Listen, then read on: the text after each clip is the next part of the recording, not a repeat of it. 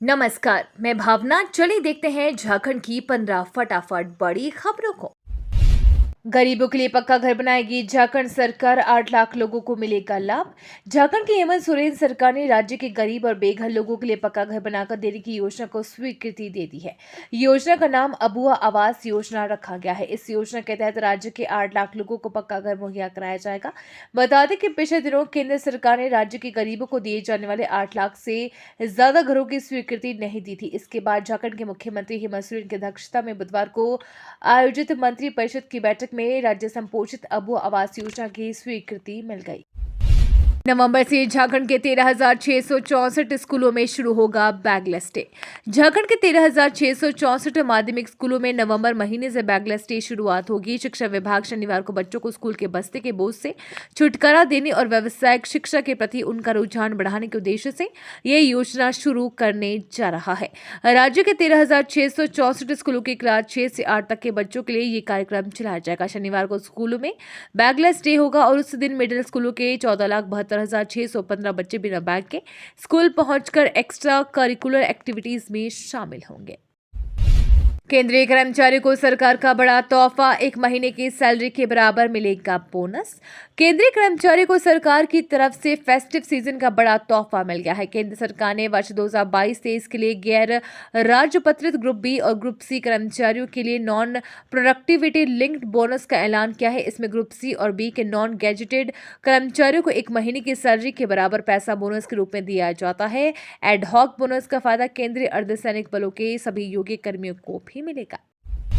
Jharkhand cabinet में सरकार ने लगाई 29 प्रस्तावों पर मुहर। सीएम हेमंत सोरेन की अध्यक्षता में 18 अक्टूबर को झारखंड कैबिनेट की बैठक हुई, जिसमें राज्य सरकार ने 29 प्रस्तावों पर मुहर लगाई, जिसमें जेल के अस्पतालों में कार्यरत पैरामेडिकल स्टाफ की सेवा नियमावली में संशोधन, राज्य के डिप्लोमा पास छात्र छात्राओं को अलग अलग अंगीभूत विश्वविद्यालयों में अप्रेंटिसशिप करने की स्वीकृति समेत 2018 में लालपुर थाना अंतर्गत हुए भारत बंद के दौरान विरोध प्रदर्शन में जिन आदिवासियों की युक्त पर मुकदमा हुआ था उनको वापस लेने पर सहमति बनी।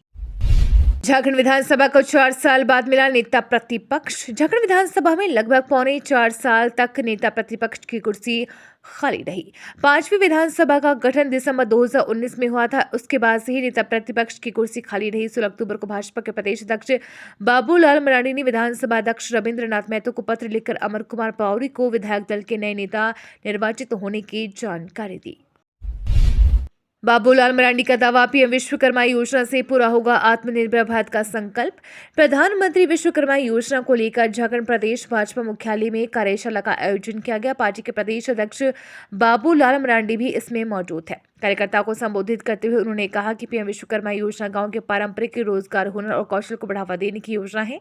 ऐसे कार्यक्रम के माध्यम से पारंपरिक कारीगरों को समर्थ, समृद्ध और सक्षम बनाना प्रधानमंत्री का उद्देश्य है। सरकार ने इस योजना के लिए 13,000 करोड़ रुपए अलग से आवंटित की है। झारखंड के नवनियुक्त शिक्षकों के लिए खुशखबरी, पहले चरण में 164 टीचर्स का मिलेगा वेतन।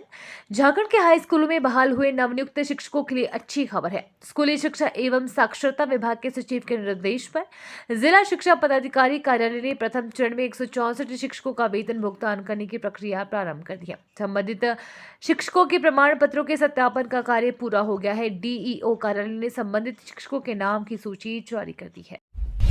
रबी की फसलों पर एमएसपी लगाने के लिए केंद्र सरकार ने दी मंजूरी। केंद्र सरकार ने साल 2024-25 के लिए रबी की फसलों पर एमएसपी बढ़ाने की मंजूरी दे दी है। गेहूं और मसूर के एमएसपी में 7% इजाफा किया गया है, जबकि तिलहन फसलों के एमएसपी में 2.5 से 4% तक बढ़ोतरी की गई है। दलहन फसल, चने के एमएसपी में 2% इजाफा हुआ है। देश में जल्द ही रबी फसलों की बुआई शुरू हो जाएगी। ऐसे में एमएसपी में बढ़ोतरी की घोषणा से इन फसलों की बुआई को बढ़ावा मिलेगा। एथलेटिक्स चैंपियनशिप में दूसरे दिन झारखंड ने जीते 10 स्वर्ण पदक। साइंस स्पोर्ट्स कॉम्प्लेक्स कोलकाता में 17 से 19 अक्टूबर तक आयोजित 34वीं पूर्वी क्षेत्र जूनियर राष्ट्रीय एथलेटिक्स चैंपियनशिप के दूसरे दिन भी एथलीटों ने शानदार प्रदर्शन जारी रखते हुए 10 स्वर्ण, 9 रजत, 12 कांस्य पदक समेत 31 पदक पर कब्जा किया। पहले दिन 4 स्वर्ण समेत 12 पदक जीते थे। 2 दिनों में कुल 43 पदक पर झारखंड ने कब्जा कर लिया है। रघुवर दास कोडेश्वर इंद्रसेना रेड्डी नल्लू को त्रिपुरा का राज्यपाल बनाया गया। झारखंड के पूर्व मुख्यमंत्री रघुवर दास कोडेश्वर का राज्यपाल बनाया गया है। इसके अलावा इंद्रसेना रेड्डी नल्लू की त्रिपुरा का राज्यपाल नियुक्त किया गया है।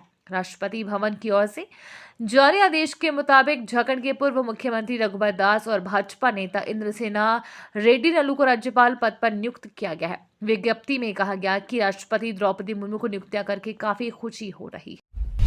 आचार संहिता के उल्लंघन मामले में झारखंड हाई कोर्ट ने सीएम सोरेन को दी बड़ी राहत। झारखंड हाई कोर्ट ने मुख्यमंत्री हेमंत सोरेन के खिलाफ आदर्श आचार संहिता के उल्लंघन के आरोप में 2014 में दर्ज एक मामले में बड़ी राहत दी है। हाई कोर्ट ने इस मामले की सुनवाई कर रही जमशेदपुर की एक अदालत में उनके खिलाफ कार्यवाही पर रोक लगा दी है। जस्टिस संजय कुमार द्विवेदी की पीठ ने कहा है कि सोरेन के खिलाफ कोई बलपूर्वक कार्यवाही नहीं की जा सकती और उन्होंने राज्य सरकार को मामले में एक जवाब दाखिल करने का निर्देश दिया। सावधान, अब आधार से खाली हो जाएगा आपका खाता।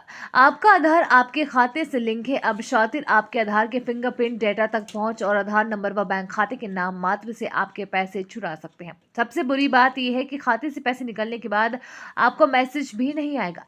ऐसे में जरूरी है कि आप अपने बायोमेट्रिक डाटा को तुरंत लॉक कर दें।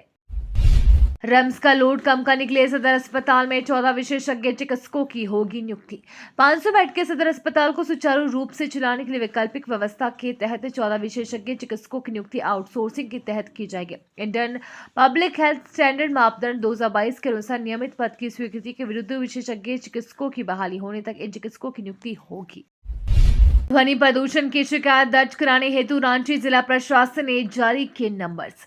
झारखंड हाई कोर्ट के आदेश के बाद रांची जिला प्रशासन ने लाउडस्पीकर और ध्वनि प्रदूषण को लेकर सख्ती बरतनी शुरू कर दी है। जिला प्रशासन ने रात 10 से सुबह 6 बजे तक लाउडस्पीकर पर रोक लेकर आदेश जारी किया था। वहीं बुधवार को उपायुक्त राहुल कुमार सिन्हा के निर्देश पर पदाधिकारियों के नंबर्स जारी किए गए हैं। इन नंबरों पर ध्वनि प्रदूषण को लेकर शिकायत की जा सकती है। जिला प्रशासन इस पर त्वरित कार्यवाही करेगा। केंद्रीय गृह मंत्रालय ने नक्सल अभियान में झारखंड पुलिस के कार्यों को सराहा। भारत सरकार के गृह सचिव द्वारा वामपंथी उग्रवाद के उन्मूलन की दिशा में झारखंड के प्रशासनिक एवं पुलिस पदाधिकारी द्वारा किए गए कार्यों की सराहना की गई है। झारखंड के डीजीपी के नेतृत्व में नक्सलियों के विरुद्ध चौतरफा संयुक्त अभियान Jharkhand police, CRPF, cobra Jharkhand, Jaguar के साथ चलाया जा रहा है। वर्ष 2022 और 23 में सुरक्षा बलों द्वारा कुल 745 नक्सलियों को गिरफ्तार किया गया। इसमें 3 स्पेशल एरिया कमेटी के सदस्य, 1 रीजनल कमेटी के सदस्य, 10 जोनल कमांडर, 16 सब जोनल कमांडर और 25 एरिया कमांडर शामिल थे। ये तो थी आज की बड़ी खबरें। अपने गांव या शहर की न्यूज देखने के लिए हमें कमेंट्स में जरूर बताएं कि आप न्यूज को कहां से देख रहे हैं।